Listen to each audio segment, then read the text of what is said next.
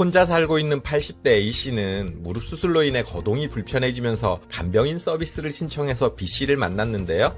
간병인 B씨는 정말 친딸처럼 어려운 일도 마다하지 않고 A씨를 성심성의를 다해 돌보는 거예요. 고맙기도 하고 신뢰감도 높아지자 A씨는 간병인 B씨를 믿고 장보기, 생활비 관리, 은행 업무 등의 일까지 부탁했어요. 자연스럽게 통장과 비밀번호까지 다 알려줬고요.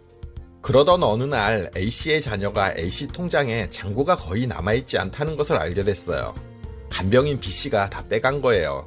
그래서 B씨에게 따졌지만 할머니 허락을 받고 정당하게 쓴 돈이다며 B씨는 아무런 잘못이 없다고 주장하고 있어요. 이처럼 노인들의 재산을 빼가는 금융착취가 사회 문제가 되고 있는데요. 이런 금융착취는 가족이나 잘 아는 지인으로부터 당하는 경우가 대부분이에요. 그래서 당하고도 시시하고 넘어가거나 당했다는 사실조차 모르는 경우도 있는데요. 오늘은 자신도 모르는 사이에 노인 파산으로 이끄는 금융착취에 관해서 여러분들과 얘기를 나눠보려고 해요. 여러분들 혹은 부모님의 얘기가 될 수도 있으니 끝까지 집중해주세요. 안녕하세요. 알아두면 삶이 힘이 되는 채널 매일 3분입니다. 금융착취는 가족이나 지인 등 다른 사람이 당사자의 허락 없이 재산을 자기 마음대로 사용하고 가로채는 것을 말하는데요. 이게 대부분 가까운 사람, 신뢰관계에 있는 사람에게서 발생한다는 게 문제예요. 우리나라는 일반적으로 부모 재산은 내 재산이라고 생각하는 경우가 많잖아요. 그렇다 보니 자녀가 부모의 재산을 부당하게 사용하고 갈취해도 그냥 넘어가곤 해요. 부모도 자식도 이게 금융착취라는 사실조차 모르고 있어요. 가해자가 가족인 경우는 신고조차 이루어지지 않는 거죠. 보건복지부가 발표한 2020년 노인학대 현황 보고서에 따르면 노인 중 약 2만 5천 명이 금융착취와 같은 경제적 학대를 경험했다고 응답했지만 그중 신고를 한 사람은 단 431명에 불과했어요. 전체 사건 중 신고 비율이 2%가 채 안 되는 거예요. 기초생활수급비로 살아가고 있는 70대 A씨는 건강이 나빠지면서 은행 방문이 힘들어졌는데요. 그러자 아들 B씨가 대신해서 은행 업무를 처리해 주겠다고 나섰어요. 어느 날 자동이체 등록을 해둔 공과금이 연체됐다는 고지서를 받은 A씨는 당황해서 은행을 찾았는데요. 그녀의 기초생활수급비는 아들 B씨 통장으로 자동 이체되고 있었다고 해요. 하여간 아들놈들이 문제인데요. 실제 금융착취 가해자를 살펴보면 아들이 60.4%, 딸이 10.8%, 배우자가 9.4%, 가족이 아닌 타인이 5.8%인 것으로 나타났어요. 대부분 아들놈들이 저지른다는 거죠. 그러니 우리 부모님들 제발 아들 좀 하지 말자고요.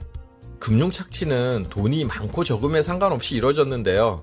연령별로는 80대가 23.9%로 가장 많은 피해를 당하는 것으로 나타났고요. 여성이 72.7%로 남성에 비해 피해를 당하는 비율이 압도적으로 높았어요. 80대 여성이 가장 큰 피해자인 거예요. 아무래도 고령층의 경우 질병 등으로 거동이 힘든 경우가 많고 금융 관련 지식이 부족하다 보니 이런 금융착취에 쉽게 노출이 되는데요. 수명이 늘어나면서 금융착취는 새로운 노인 파산의 원인으로 떠오르고 있어요. 갈수록 피해 사례가 늘어나는 추세인데요. 일단 스스로 금융착취를 당하고 있는지도 모르는 경우도 많아요. 지금 금융착취를 당하고 있는지 각자 확인해보세요. 예, 아니요로 답하시면 돼요. 1. 자녀나 친척, 지인이 내 명의로 들어오는 연금, 급여, 임대료 등의 수입을 내 동의 없이 사용하고 있다. 2. 자녀나 친척, 지인의 사채나 카드빚을 내가 떠맡아 대신 갚고 있다. 3. 자녀나 친척, 지인이 내 명의로 된 신용카드를 내 의사와 상관없이 사용하고 있다.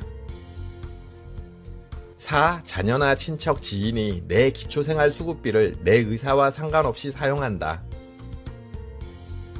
5. 자녀나 친척, 지인이 나에게 찾아와 계속해서 돈을 요구하고 행패를 부린다. 6. 자녀나 친척, 지인이 내 재산이나 주택을 허락 없이 자신의 이익을 위해 사용한다. 이 6가지 항목 중 한 가지라도 예라고 답했다면 금융착취를 당하고 있는 거예요. 보건복지부에서는 이런 금융착취를 경제적인 노인학대로 정의하고 대책을 모색하고 있지만 복지 영역에서 이를 해결하기는 쉽지 않은 게 현실이에요. 또 금융당국에서도 대책을 세우고 있지만 한계가 있고요.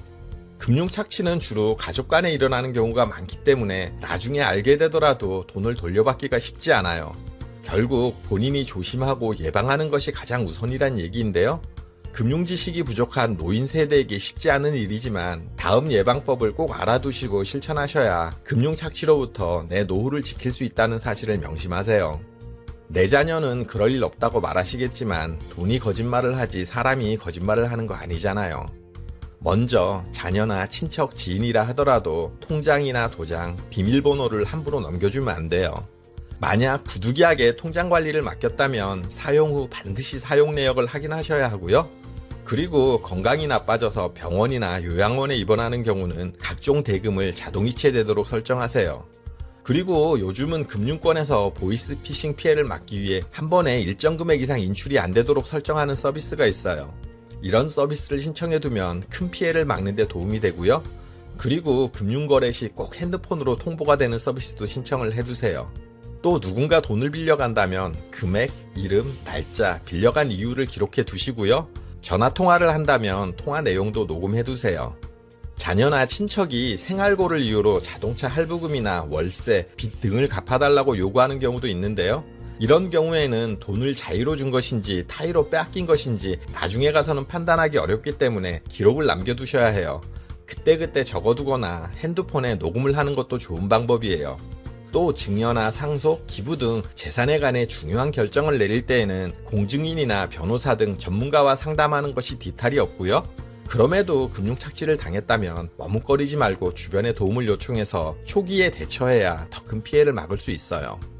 자녀 사업자금 대주고 부모는 폐지 수집하며 살아가고 자녀 대신 빚 갚아주고 부모는 햇빛조차 들지 않는 고시원에서 살고 있는 경우도 있어요.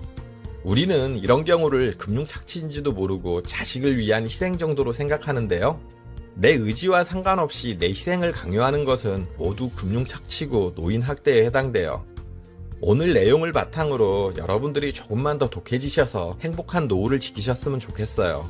영상 끝까지 봐주셔서 감사드려요. 구독, 좋아요, 알림 설정 해주시고요. 저는 매일 3분 대표 큐레이터 송한결이었습니다. 늘 행복하세요.